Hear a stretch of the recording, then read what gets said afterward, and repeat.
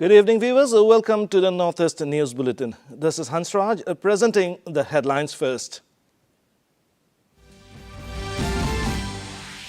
Union Cabinet takes several key decisions, including approval of 2 rail projects. Initiative to strengthen connectivity to Northeast India, says Union Minister Ashwini Vaishnaw.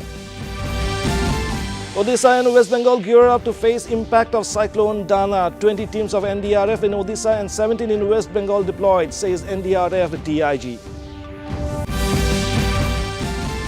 Nominations for upcoming by-poll in process in the region. Meghalaya CM accompanies NPP candidate for Gamengre constituency in Tura today. Campaign to cover 12 programs, says Tripura Chief Minister Dr. Manik Saha. Launches 7th phase Mukhyamantri Shushto Shoishab, Shushto Kishore Abhijan. And in cricket, New Zealand bowled out for 259 on day 1 of second test. Indian all-rounder Washington Sundar picks 7 wickets while India scores 16 for 1. The Union Cabinet today took several key decisions, including the approval of the setting up of a 1,000 crore rupees venture capital fund dedicated to the space sector.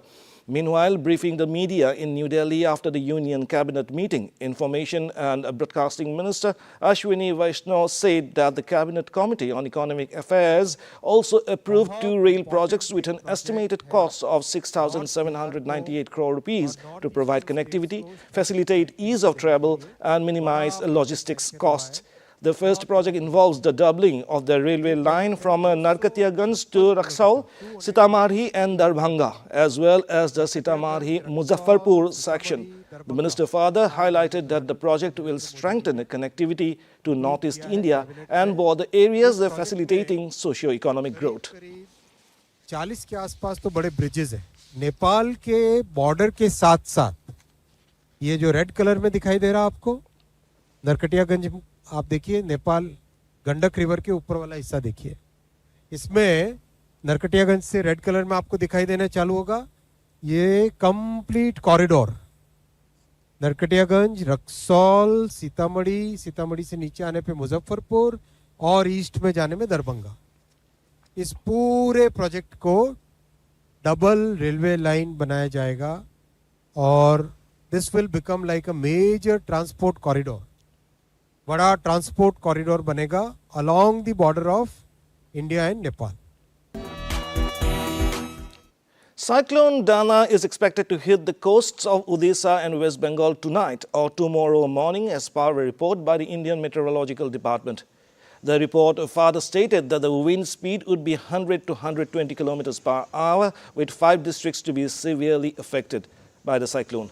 11 other districts are also expected to experience heavy rains. All flights at Bhubaneswar's Biju Patnaik International Airport have been cancelled from 5 p.m. today to 9 a.m. tomorrow. Meanwhile, the National Disaster Response Force, NDRF, has deployed 20 teams in Odisha and 17 teams in West Bengal in view of the anticipated Cyclone Dana. More than 170,000 people who are in the affected areas of Odisha have already been evacuated. Added NDRF DIG Motion Sahidi. में तब्दील हुआ है और शाम में, रात में और अर्ली सवेरे के बीच में ये लैंडफॉल होने की संभावना है। इसको देखते हुए जो ओडिशा में है हमारी 20 टीमें तैनात हैं और वेस्ट बंगाल में हमारी 17 टीमें तैनात हैं। इसके अलावा लैंडफॉल का जो इफेक्ट होता है दूसरे स्टेट्स में, इंटीरियर एरियाज में, उसको देखते हुए झारखंड और छत्तीसगढ़ और आंध्र प्रदेश के डिस्ट्रिक्ट्स में भी हमारी टीमों की तैनाती की जा रही है। जो लैंडफॉल का एरिया है वो पुरी और सागर आइलैंड्स वेस्ट बंगाल के बीच में ये एरिया में लैंडफॉल होगा। खास तौर पर जो इम्पैक्ट एरिया होगा वो भद्रक डिस्ट्रिक्ट उड़ीसा में बताया जा रहा है। इसको देखते हुए उड़ीसा में खास तौर पर 10 डिस्ट्रिक्ट्स जो हैं वो मोस्ट अफेक्टेड बताए जा रहे हैं, जो कोस्टल डिस्ट्रिक्ट्स हैं। उसमें पुरी है, गंजाम है, जगत सिंहपुर, केंद्रपाड़ा, भद्रक, बालासोर, ये सब जो मेन जो डिस्ट्रिक्ट्स हैं, कोस्टल डिस्ट्रिक्ट्स, वो अफेक्टेड होंगे। External Affairs Minister Dr. S. Jaishankar, while addressing the BRICS outreach session in Kazan today, reiterated Prime Minister Narendra Modi's view and said that the present time is not a time of war. The foreign minister added that countries should resolve all conflicts through diplomatic dialogue. He further called on all countries to adopt a zero-tolerance policy against terrorist activities. In the access to developmental resources and modern technology and efficiencies, let us also recognize that the benefits of globalization have been very uneven. Adding to all that, the COVID pandemic and multiple conflicts have aggravated the burdens borne by the global South.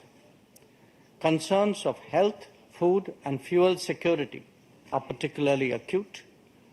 The Summit of the Future underlined that the world is in real danger of falling significantly behind in realizing SDG targets. How do we reconcile this contradiction and ensure that the benefits of change reach those who are currently left behind? How do we create a more equitable global order? In Assam, nominations for the upcoming by-poll is under process. UPPL BJP-backed candidate Nirmal Kumar Brahma filed his nomination papers for the Sidli Assembly constituency today. The NDA candidate formally filed his nomination papers at the District Commissioner's office in Sirang district and was accompanied by BTR Chief Pramod Boro, MP Jayanta Basumatari, Minister Ashok Singhal and several other party leaders and workers.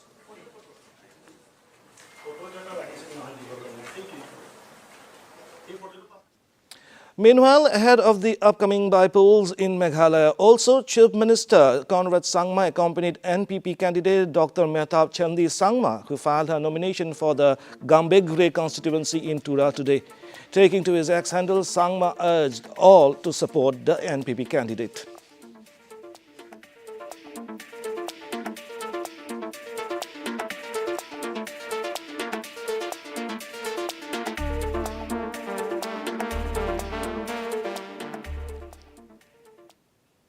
Sikkim Chief Minister Prem Singh Tawang chaired a meeting with the Department of Science and Technology today.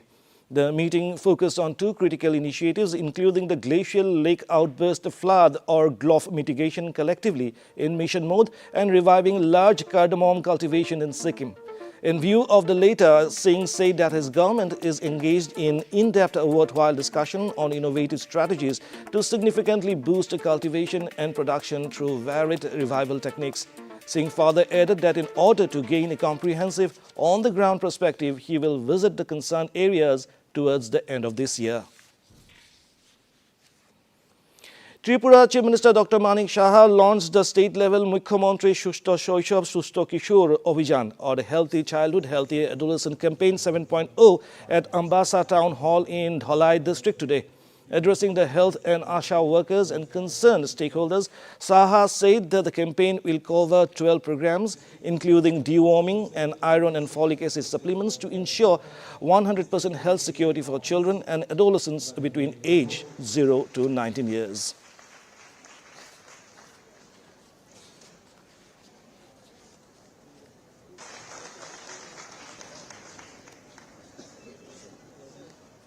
শূন্য থেকে যারা 19 বছরের যারা ছেলে মেয়েরা আছেন তাদেরকে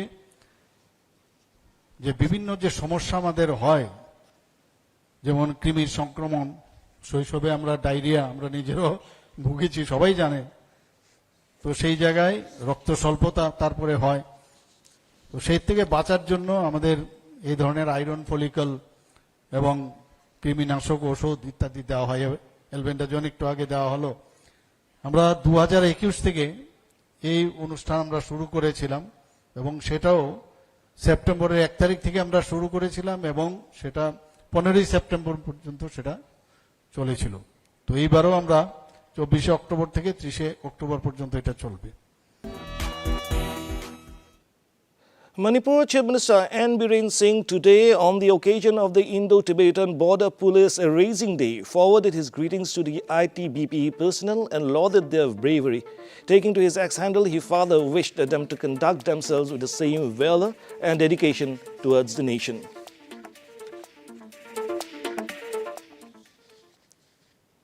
Arunachal Chief Minister Pema Khandu participated in the opening ceremony of the Archery Coaching Center in view of the upcoming Olympics in Tawang today.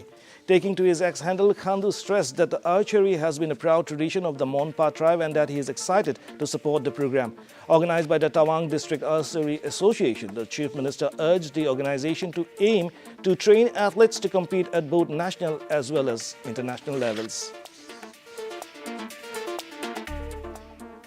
Continuing with Arunachal Pradesh, Chief Minister Pema Khandu participated in the Tawang Marathon today and ran up to the finish line. Taking to his X handle, Khandu congratulated all the participants and winners of the marathon. He added that the second edition, held at 10,000 feet above sea level at the Gyalwa Tisyang Gyatso High Altitude Stadium, was truly unforgettable, with 4,500 runners from across the nation and the globe.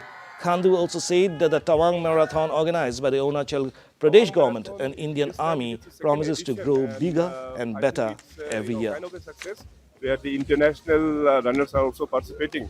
So in total, I've been told that around 4,500 runners have registered in this second edition of Tawang Marathon, which from my side, it's a big success. So Tawang Marathon is jointly organized by the state government in collaboration with the Indian Army. In Nagaland, a state-level awareness workshop on the Uttar Purva Transformative Industrialization Scheme Unnati 2024 was held in Kohima today.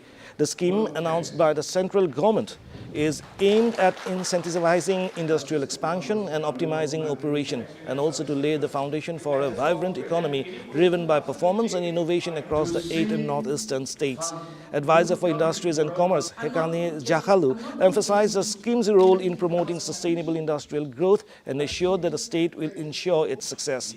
The workshop was attended by representatives from all line departments and stakeholders. For which we have already had preliminary workshops in Dimapur and in Kohima. The official launching of this workshop is graced by our madam, and then I'm happy that all of us are here to partake and then know.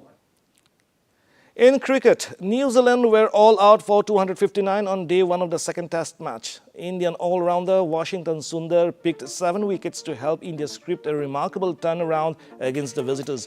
India were 16 for 1 of the second test match in Pune. The host lost the wicket of skipper Rohit Sharma early on, while Shubman Gill and Yashasvi Jaiswal negated the threat as they closed out the final few overs without losing any more wicket. Gill was on 10 and Jaiswal on 6 when stumps were called on.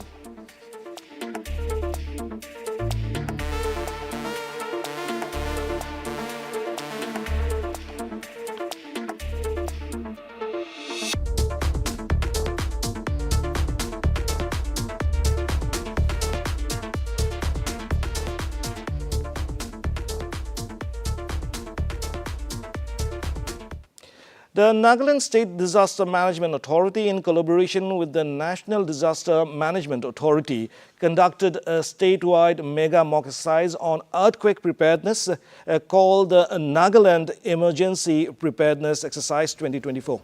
The exercise aimed to test the state's response capabilities was held at 5 key locations. The staging area was at the high school ground and the relief camp at Indira Gandhi Stadium in Kohima. Advisor Z. Niesieto and Major General retired Sudhir Bhel visited the relief camp and interacted with various departments involved in the exercise. And to end the news, the main points once again.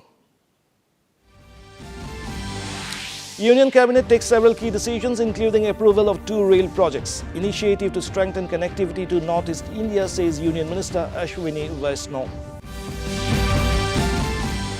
Odisha and West Bengal gear up to face impact of Cyclone Dana. 20 teams of NDRF in Odisha and 17 in West Bengal deployed, says NDRF DIG. Nominations for upcoming by-poll in process in the region. Meghalaya CM accompanies NPP candidate for Gambegre constituency in Tura today. Campaign to cover 12 programs, says Tripura Chief Minister Dr. Manik Saha. Launches 7th phase Mukhyamantri Shushto Shoishav Shushto Kishor Abhijan. And in cricket, New Zealand bowled out for 259 on day 1 of second test. Indian all-rounder Washington Sundar picks 7 wickets while India scores 16 for 1. And that brings us to the end of this evening's bulletin. Thank you for tuning in. Namaskar.